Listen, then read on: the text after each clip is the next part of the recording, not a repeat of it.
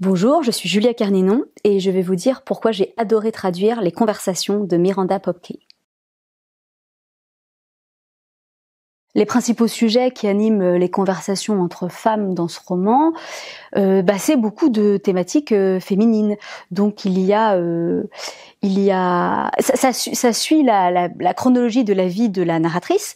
Donc au départ, il y a la question de la séduction sur le campus, par exemple, donc la vie amoureuse des jeunes femmes. Ensuite, on va avoir la maternité, évidemment. Il va y avoir la vie professionnelle à certains moments. Il va y avoir les rapports avec la mère, beaucoup. Au départ, il y a aussi beaucoup de choses à propos des rapports d'amitié. Et tout ça, c'est des thèmes qui sont évidemment présents dans les discussions entre femmes qu'on connaît tous. La question, c'est pas tellement comment est-ce que moi, je m'en suis sortie pour traduire les pensées les plus intimes d'une femme, c'est surtout comment Miranda Popke a su aussi bien saisir l'intimité et les pensées secrètes qui agitent sa narratrice, comment est-ce qu'elle a réussi à extrêmement bien retranscrire et avec beaucoup d'honnêteté et de sincérité. C'est un livre qui est assez sans concession et c'est pour ça qu'il est, je trouve, extrêmement intéressant. Le format discussion dont Miranda Popke se sert pour aborder différents sujets dans ce livre, puisque chacune des parties, chapitres, est une discussion, conversation à laquelle la narratrice assiste et souvent participe. Ça fonctionne bien parce que Miranda Popke, elle maîtrise très très bien ça. C'est-à-dire que elle en fait des pièces à suspense à chaque fois. On comprend pas au début de la partie de quoi il va être question, mais elle nous met tout de suite dans un contexte. Par exemple, il y a une scène, il y a une partie extraordinaire où la narratrice parle avec sa meilleure amie, avec qui les rapports sont aussi assez tendus. On sent que c'est pas seulement de l'amitié, c'est aussi de la férocité qu'il y a entre elles, et elles ont une conversation très importante, très dense, très subtile sur le fait que l'ami de la narratrice a quitté son petit ami. Et cette conversation, elle est déjà en soi merveilleusement bien écrite, captivante, très originale, mais là où Miranda Popke fait à mon sens quelque chose de novateur et puis de riche surtout, c'est que toute cette conversation va se dérouler pendant que les deux amis visitent une exposition d'art contemporain qui est clairement inspirée des expositions que fait Sophie Calle, si bien que l'exposition d'art contemporain vient nourrir leur discussion et en même temps forme une sorte de toile de fond de papier peint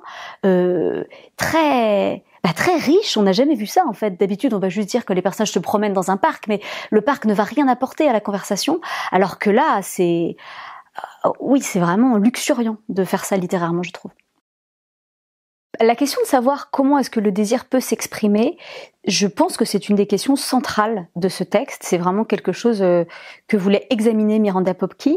Et puis aussi la question de qu'est-ce que c'est exactement le désir ? En fait, ce qu'on voit clairement, c'est que sa narratrice, tout en étant, disons, féministe ou très au courant des questions féministes, très au courant de l'existence du patriarcat, très au courant du danger qu'il y a à vivre dans un corps de femme, elle est néanmoins, de son propre aveu, très excitée par les situations de domination.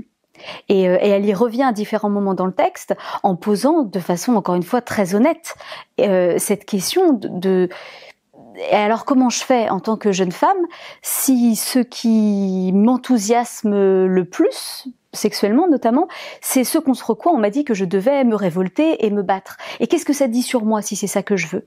Et donc Miranda Popke, elle va assez loin dans la description des désirs coupables ou inavouables de son héroïne et de comment cependant ils la constituent et qu'ils sont légitimes simplement parce qu'ils existent et qu'elle doit faire avec.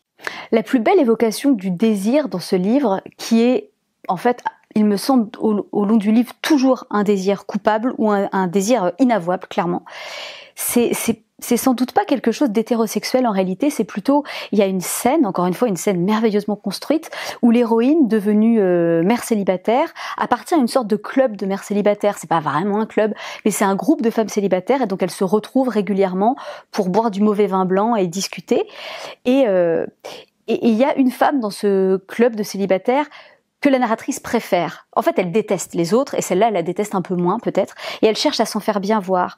Et donc, il y a une sorte de scène qui parle du désir de la narratrice d'être remarquée au sein de ce petit groupe. Elles sont dans un salon, je veux dire, c'est vraiment très intime et minuscule comme endroit, mais elle n'a Dieu que pour cette autre femme. Elle se demande si cette autre femme a remarqué son décolleté quand elle s'est penchée. Et je dirais que c'est peut-être ça une des scènes les plus marquantes. Et aussi, moi j'ai trouvé ça intéressant parce que ça aussi c'est quelque chose de très honnête, de parler de la façon dont les femmes s'entre-regardent et de comment parfois la personne qu'elles ont le plus envie de séduire dans une pièce, c'est une de leurs consoeurs, pour des raisons certainement de rivalité ou la fameuse lutte à mort qui existe entre les femmes et les mères, mais pas forcément, c'est pas toujours les hommes qui sont au cœur des pensées des femmes en réalité. Je ne sais pas s'il existe une soif innée de contrôle chez l'homme, et surtout, c'est un livre dont, d'une certaine façon, les hommes sont les grands absents ou les grands perdants. La narratrice, elle parle plutôt d'une certaine façon, de son incapacité totale à se contrôler. C'est-à-dire qu'elle se trouve assez inadéquate, je pense, et en même temps, elle peut pas plus se retenir qu'elle ne pourrait retenir un mauvais cheval. Donc, c'est un livre qui parle indiscutablement de pouvoir, mais peut-être de la faillite du pouvoir, ou même de son non-sens. Alors ça, le désir inavouable et indomptable d'être contrôlé, ça c'est clairement un des thèmes centraux de ce livre.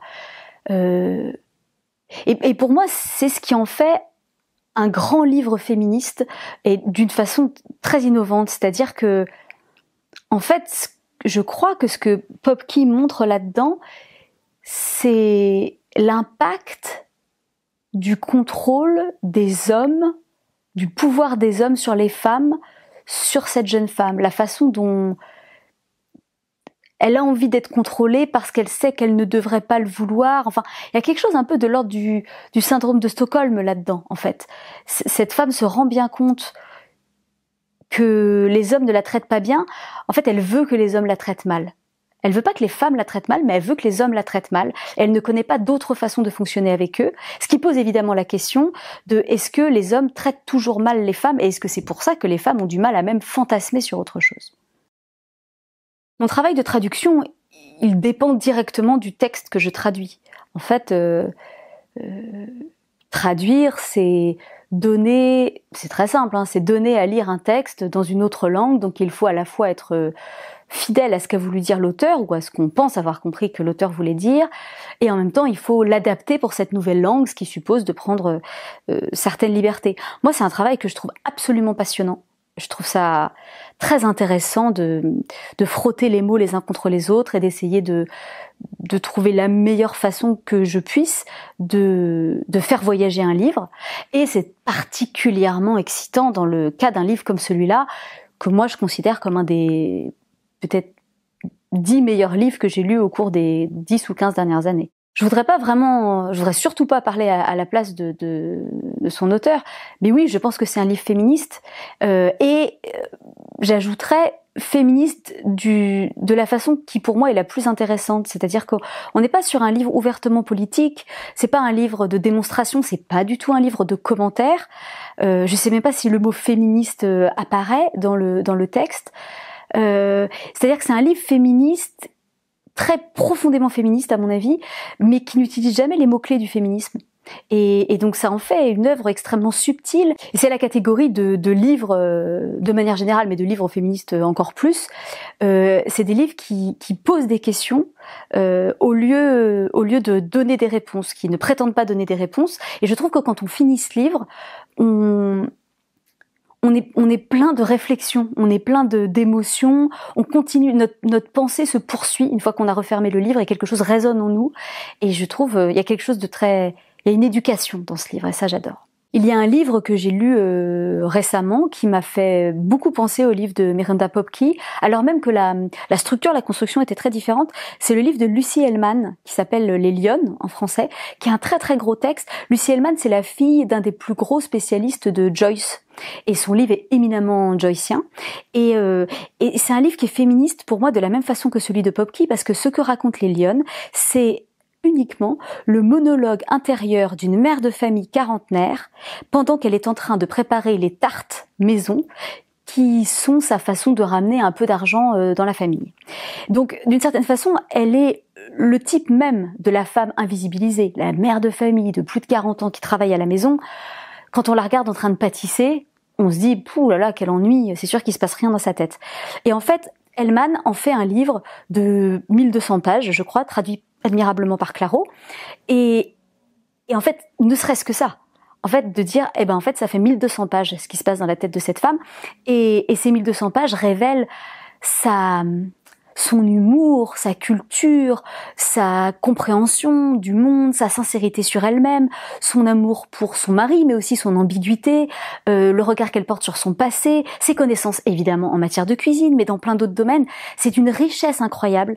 Et le fait de poser ce livre-là, que Lucie Hellman fabrique ce livre et le présente comme ça, et encore une fois sans commentaire, je trouve que c'est vraiment un acte très féministe et très élégant.